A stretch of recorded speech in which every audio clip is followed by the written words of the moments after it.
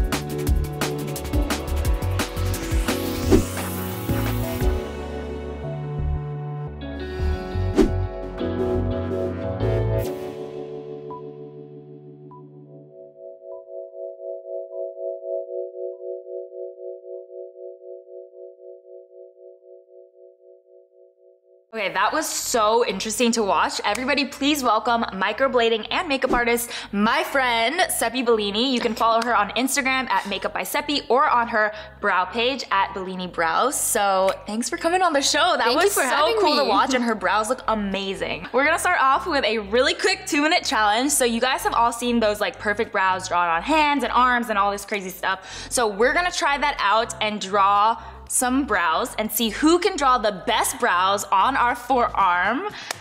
But there's a little twist. We have to use our left hand. That'll be hard. Are you ready?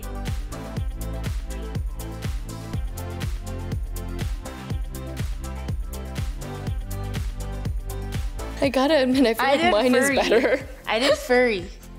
I think mine looks more of a... But let me see that. What the hell is that? Cat.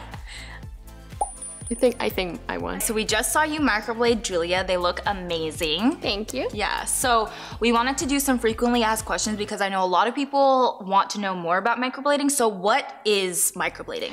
So microblading is a semi-permanent tattoo. So it doesn't go as deep as a tattoo does, which is why it does disappear within like 2 to 3 years usually. It's hair strokes. So what we do is we cut the skin with a blade and then we put the ink over it, and that's the way you get the hair stroke look. And does it hurt? Julia was actually like a trooper. Like she wasn't squirming at all. Microblading should not hurt to the point where you cry. I've never had anybody cry.